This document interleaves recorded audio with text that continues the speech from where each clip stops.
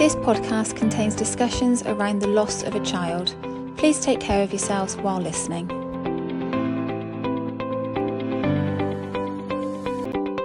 Welcome to another episode of Beyond Four Walls, the podcast where I delve into the stories and insights of remarkable individuals who are transforming the property landscape. Today, I am honoured to have Emma Peach with us, the visionary owner of Peach Property Consultancy. Emma has devoted the last 18 years of her career to elevating the residential property sector. Her journey has been driven by a steadfast commitment to equality, diversity, and fairness within the industry. Through Peach Property Consultancy, Emma has skillfully navigated the complex terrain of property management, using her extensive experience to provide clear and comprehensive solutions for her clients. Her dedication to valuing and respecting every client and stakeholder has had a profound and positive impact on all of her projects. Welcome, Emma. Thank you so much for being here. Thank you very much for having me. No problem. So tell me about how you first got started in the property industry. Well, like so many people, I first got started in this industry completely by accident. I had been working for a small bakery chain where I started out as a night baker, and then I started to work in the offices. And unfortunately, that company ceased trading. And around that time, I had come to a crossroads in my personal life. I had had a stillborn child and was dealing with the emotional and physical aspects of that situation. And so I decided that for the first time in my working life, I would take some time out and not work. And what I hadn't estimated really was that I needed to go to work. I needed to be busy, to have my mind active. So I took a part-time job at a company called Johnson Cooper. It was a local company, and they were advertising for an administrator to work in their branch.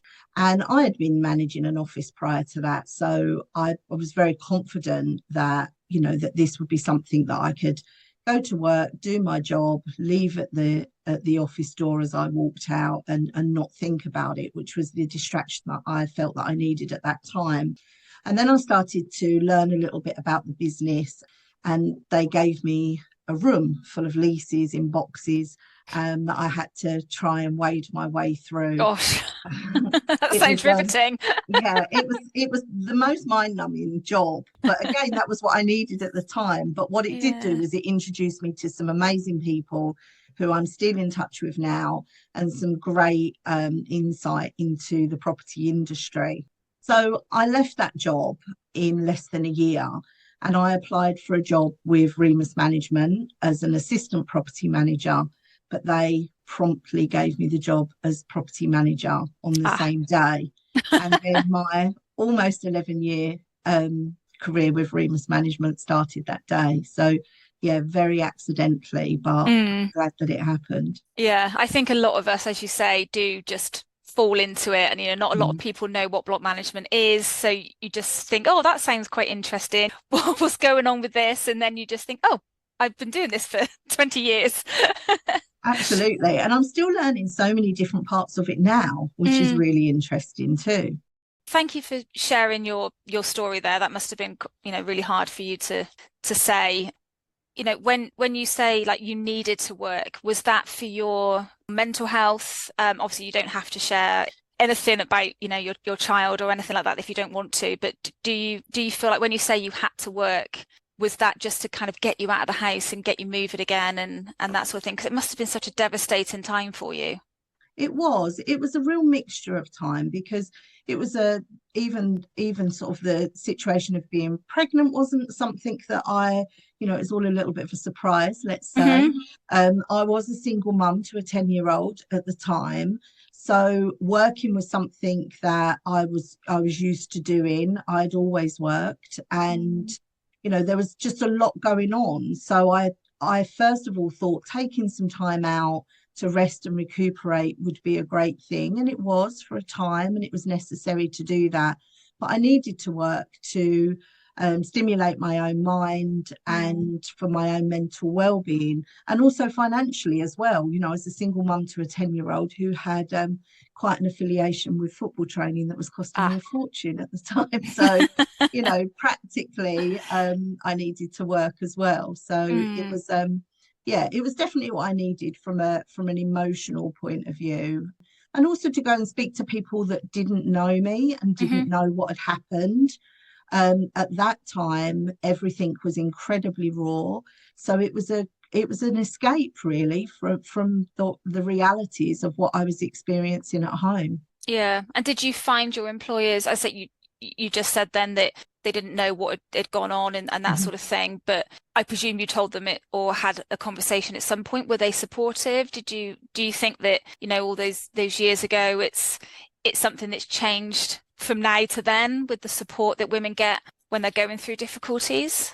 Well, I actually didn't tell them because I had, as I said, I'd gone from a job where I was managing a team in an office to this very, very administrative role where I was literally going in, looking after filing and things like that, and then coming out. So I didn't talk to them about it. My relationship there was really friendly with everyone, but not in that way that I would share details such as that. So I didn't have those conversations, but it wasn't because I didn't feel as though I could. It was just that I felt, I genuinely felt broken as a Yeah. person. And I would turn up every day and pretend, I guess, not to be that person that was hurting.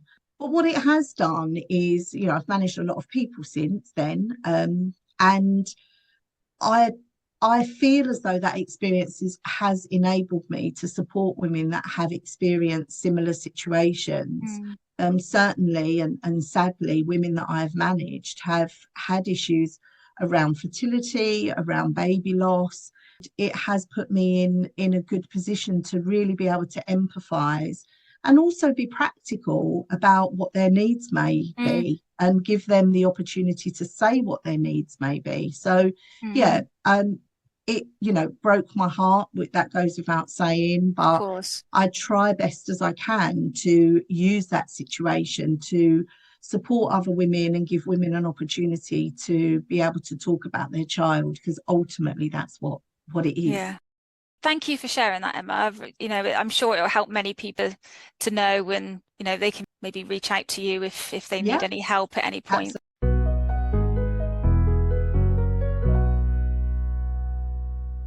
Getting into property management again, you said that you then went for an assistant property manager job, which was then straight away a property manager job, which I think is quite scary in itself to do that big jump.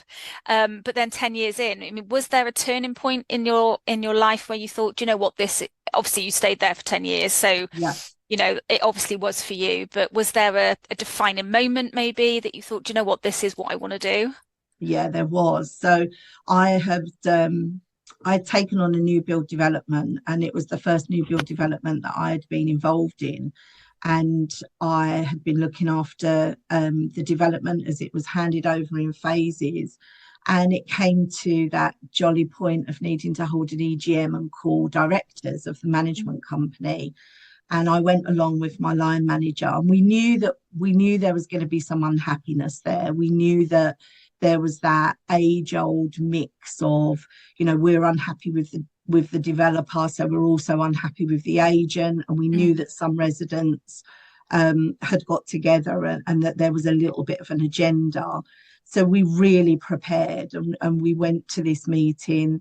There were about 160 people there, so it was quite a baptism of fire, actually, for my first ever residents meeting. We It can only started, get better though, right? absolutely, and you know, and I was terrified. I was absolutely terrified. I'd been a property manager for about 8 or 9 months at the time, and we went along and we started to do the official business of the meeting first, and we called the directors of the management company really early on.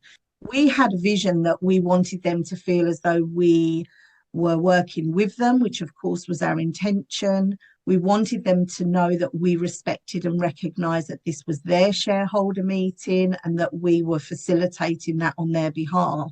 So our objective was to call the meeting, the official aspects of the meeting early. We called the directors of the meeting, and this very, very tall guy stood up and said, I'd like you to leave our meeting now. And it absolutely flummoxed me. I hadn't anticipated that. I had a list of things in my head that were going to go awry, and that absolutely wasn't one of them. And it was a big meeting, and we were sat at the front, and it almost felt like that was going to be a long walk out of that hall. And I'd worked really hard on this site, and I was angry about it. And I don't know where the strength come from, but I stood up and I remember really clearly saying to him, this room full of people have not come to listen to you this evening. They've got questions that they want answered, and I don't believe that you can provide those answers. So I suggest a vote. And if people would like us to leave, then we will leave. But if people have questions that they want us to answer, I suggest we stay. And I was shaking. I have no idea Gosh, where I I got bet. the strength from.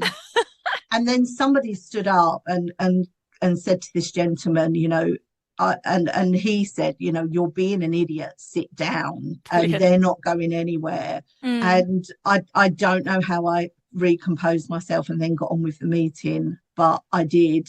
So that turning point was something that made me realize that I have a real passion for the work that I've been doing just on this site, and that transcends across all of the portfolio that I was looking after.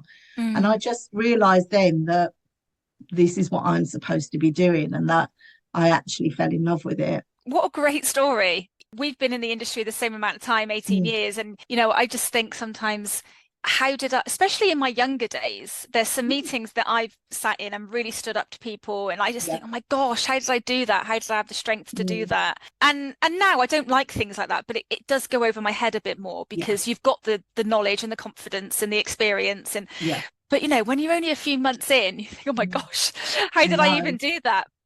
So you've only just started with your consultancy business. So congratulations on that. First of all, can you share why you decided to leave the block management job, if you like, and start your consultancy? What was the transition and any challenges ultimately that you faced around that? I haven't historically had a deep desire to be a business owner or a sole trader in any way.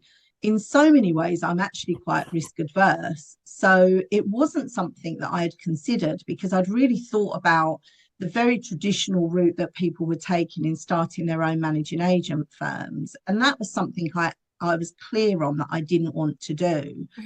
And I found myself in a situation where I just started to really think about what I wanted my next career steps to be, whether or not I wanted to remain in the industry, what did I still have to offer, what do I still have to learn, and where could this next kind of phase of my life take me to.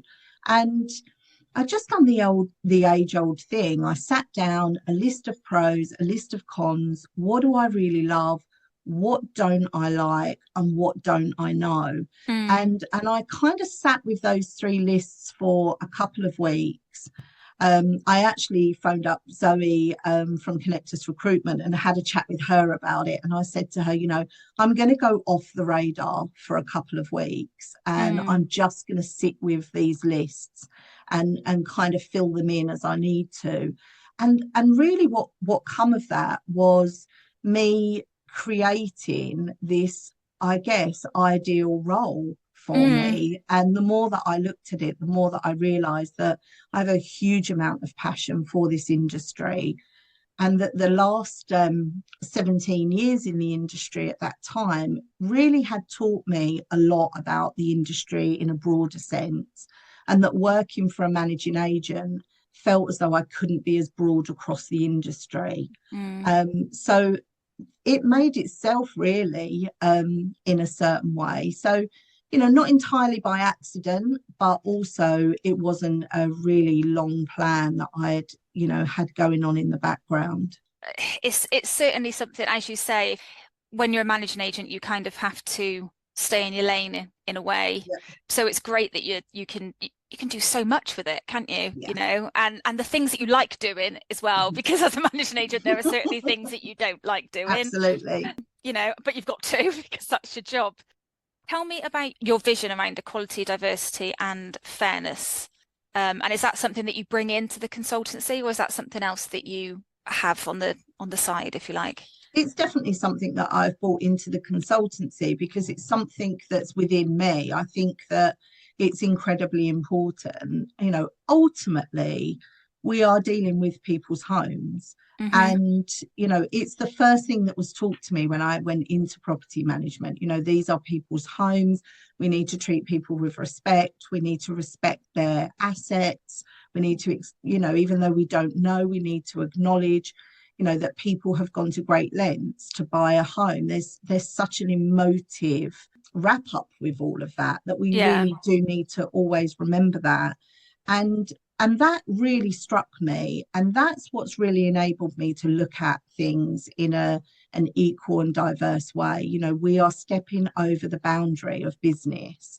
We are working as businesses for people's homes, and Mm. the minute that we treat that like a business transaction is the minute that we're not being fair and we're not looking at things from a perspective of our customers. Mm. So I always look at it that, you know, understanding who you're working with, who you're working for, really helps to develop that fairness in respect of staff, just really making sure that, you know, staff have been listened to over the years, give them an opportunity to, you know who we are, as in a team of people. Hmm. And I think that when you look at diversity, it really is just, it's always going to be an enhancement to whatever situation you're in. You Hmm. know, it's always going to be better to see things from multiple points of view, culturally, in terms of different sexes as well. It's always going to be better if you have more in the mix and you listen and you take those, you know, different perspectives on board. Hmm. Absolutely. So talking around that a little bit more, obviously both of us were females in a male-dominated industry. Yeah. Not man bashing here. You know, No, there are some no. fantastic men in our industry. I work with a lot of them. You know, they're great. But it can be difficult. And I think I've certainly come up against like leaseholders, for example, who, because I'm a woman, they don't think I know what I'm talking about. Yeah. I in fact, a few years ago, before I started my business, I had somebody basically tell me to go back to the kitchen. Wow. Yeah, I mean, he was an older guy. Mhm. Um, that could have been a generational thing, but to be fair, it was quite rude. And I've been called a bimbo, you know, that bimbo Mhm. at the office, you know, all sorts of things. And so how do you handle, I suppose it is sexism ultimately, but Yeah. have you ever had any issues with that you're happy to share, of course? Yeah. Kind of talking around the equality and diversity and fairness aspect. Absolutely. I mean, first and foremost, I would like to mention that, you know, I've worked for four managing agents throughout my career, and there hasn't been one of those companies that hasn't treated all of their staff in an equal way, Hmm. regardless of gender, age, or any differences at all. So that has always been an incredible foundation for me to have whilst I'm in this industry. But, you know, I was born in the 70s. So, you know, I've had Saturday jobs and things like that where a slap on the bum whilst you go and get the teas and things like that was considered to be the norm. And Mm. I'm obviously very, very pleased that we've moved away from that. But my involvement in new build in the early days, I think that that's where that sexism really came into play. You know, I'd be sitting in boardrooms at times where I would be the only female in there, and, you know, people in the industry that know me would laugh that on a Sunday I would organise my wardrobe for the week. What am I going to wear for the week? And people would be Mm. like, "You're really, really organised." And it was like, no, I just need to make sure I haven't got a V-neck on when I'm in that Yeah, particular it's that meeting. fear, Yeah, you know, that you're gonna what are people going to say?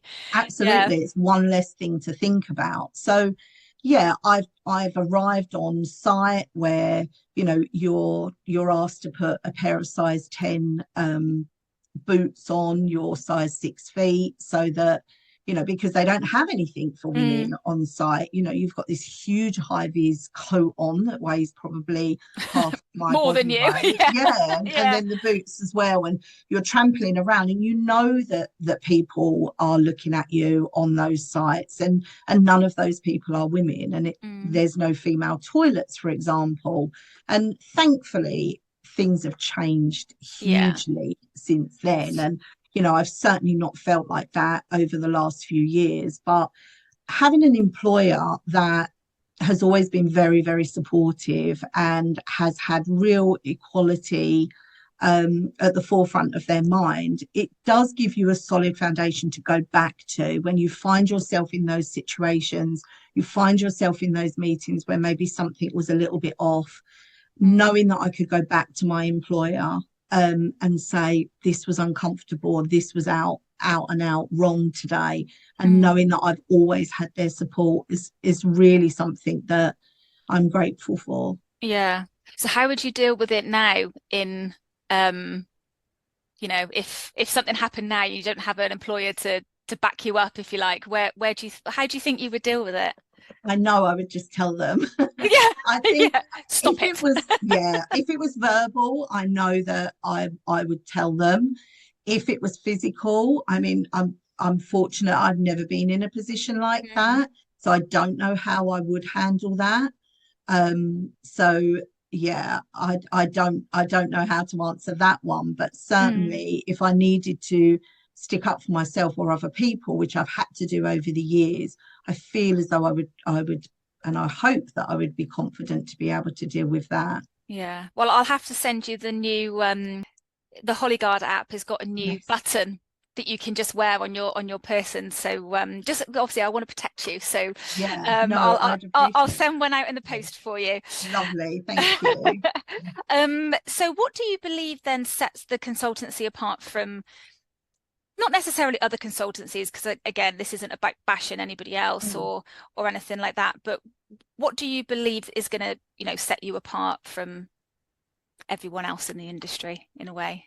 I don't know that there is going to be a clear division of what sets me apart, because there are some incredible people in the industry. I There are agree. some incredible people in consultancy at the moment.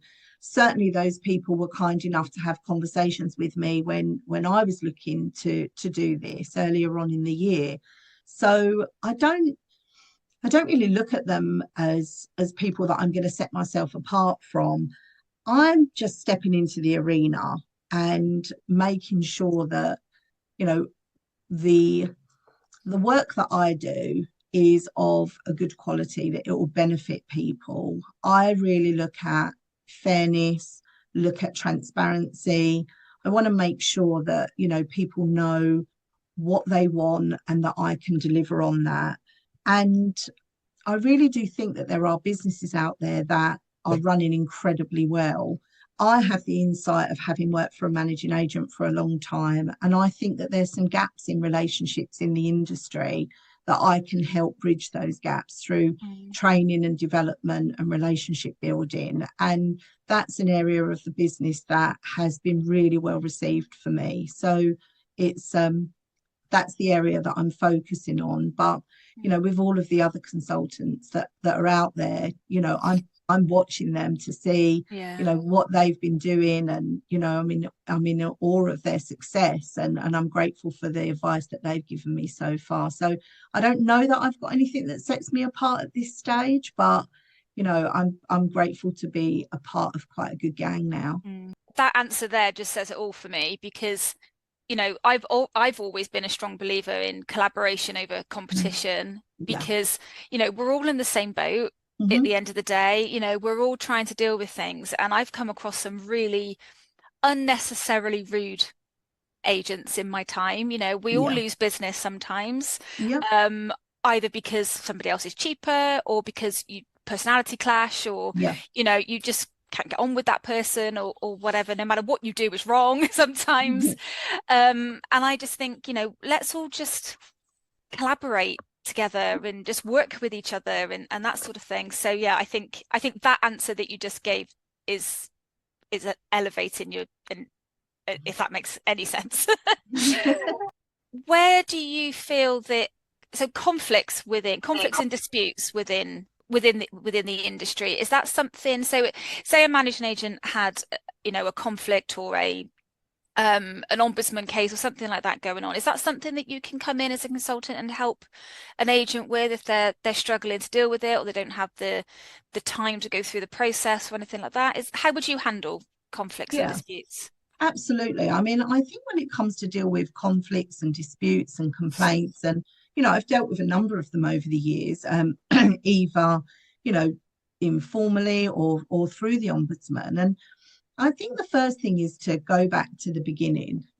What was the intention at the beginning, and how did that go awry?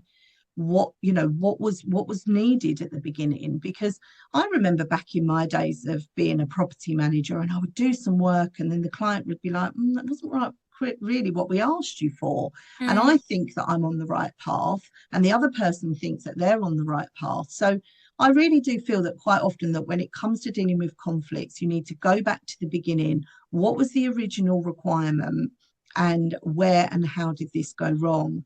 And then, with the benefit of hindsight, we look at things like active listening, making sure that, that we're really engaged in those early stages of knowing what's required for us. So it's a bit of backpedaling, a lot of listening and talking to one another, communicating what people want their outcomes to be.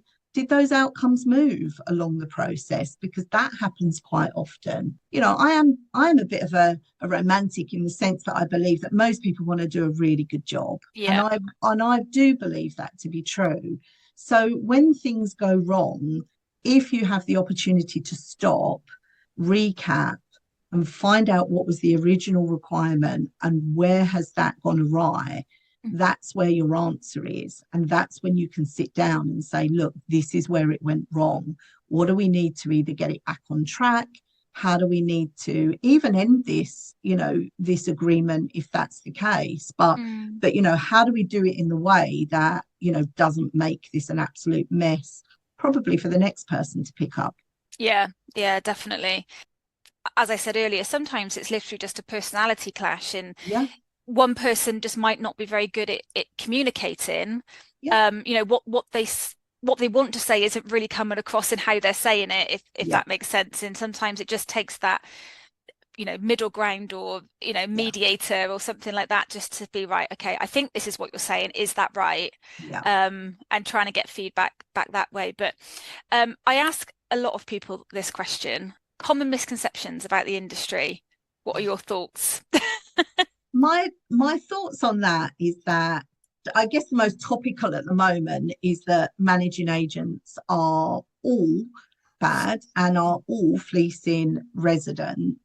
I completely understand why some residents feel that way, and I think that they are justified in feeling that way. But I do think that that is a misconception, because there are structures in place that require a managing agent to be there. And there are also an awful lot of protections for people around that. So that might be that there may be opportunities to go right to manage. It might be that they already are part of a residential management company as residents. And many don't know that. And since I've been a consultant, I've spoken to some residents that are saying, I've got this managing agent. We don't want to remain with them. How do we go about forming some kind of alliance? And then I'll say to them, have you read your lease? Have you read your TP1 document? What rights do you already have? Mm, And, out of 4 people that I've spoken to, 3 of them are a member of their management company, but they didn't know that. So they mm, didn't understand what was to come next in these early months and years of living predominantly on a new build development. So I think that that is a real misconception, that managing agents are in direct alliance with developers, and that they are out to get everybody, and that there's, a big kind of move towards that. So communication will resolve that. And I think that that needs to start a lot earlier. I think that that needs to start with the developers. And I know that there are some agents that are in the industry at the moment that are working really hard to provide that really early information through videos and sort of electronic information as well, that's going out to purchasers almost immediately. And I think that that is going to really help the relationship, and it's going to really help those residents to not feel as though they've been duped into something, which is how I feel that some of them feel now. So I think that that's one misconception. And I think the other misconception is that it's a bit of a dark art. Property management, it isn't, and it's pressurized and busy and stressful, and the variety of topics that need to be dealt with on a daily basis are broad. I always say this, and I say this in addition to saying how busy and pressurized it is, but there are actually quite limited number of decisions that need to be made, because those decisions are already in the documentation and the legislation. So making that your friend, hiding behind those things like risk assessments and leases and things like that, and using them as a shield in your knowledge, will absolutely help break down a lot of the misconceptions that are out there.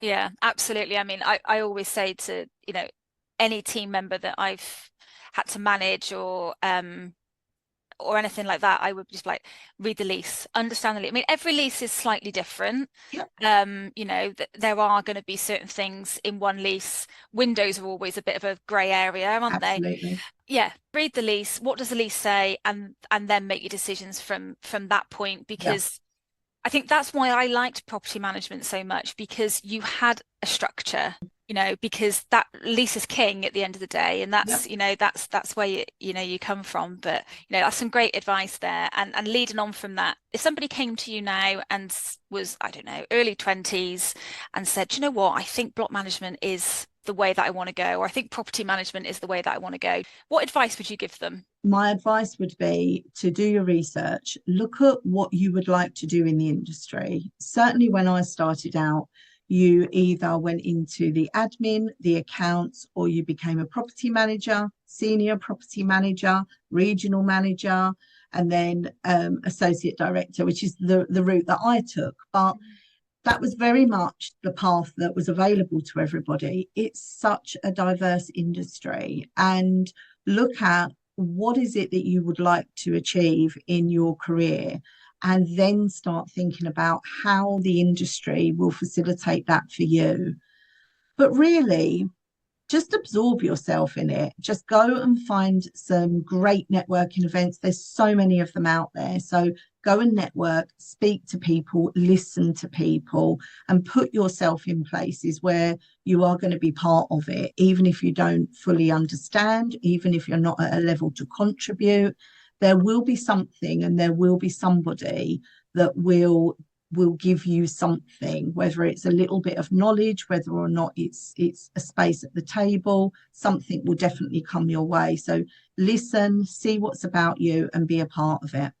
Great advice. And last but not least, what legacy do you hope to leave behind in the property industry? This is a bit of a tricky one. I've managed a lot of people, and I think that people management is a privilege. People entrust you with their career. They entrust you with details about who they are as people and their personal lives. And they entrust you to teach them and guide them throughout that portion of their career. So I'd like to think that I've helped people. I like to think that I've supported people, that I've given them knowledge, and that I've given them an opportunity to have confidence in their ability. I would like to hope that I've helped people to see what their skill sets are. I'd like to be involved in the industry, so I hope that my legacy involves a few fun things as well. You know, I've been to some great award ceremonies. They're always a lot of fun. So I hope that that forms part of my legacy. But talking about legacy makes it sound as though, you know, my time in the industry is coming to an end. And really, That's true. I feel like Yeah. this portion of it is just beginning. So, Absolutely. Well, yeah. hopefully I certainly hope that you will be around for many, many years to come. Thank you so much for your time, Emma. I really appreciate it. I think it's been a really great conversation. How can people find you if they wish to do so? I'm all over LinkedIn. So Emma Peach and Peach Property Consultancy is all over LinkedIn, also on Instagram and Facebook as well. Wonderful. Well, I'll put all your links and everything into the Thank the you. show notes for you. Thank you so much for your time, and yeah, we'll chat again soon. Thank you very much. Thanks. Take care. Thank you so much for taking the time to listen to my latest podcast. You can find me on LinkedIn and Instagram. The links are in the show notes. Or you can contact me on jodie@jodiefraser.com. For more content and updates, don't forget to subscribe to this podcast on your favourite platforms. Thank you.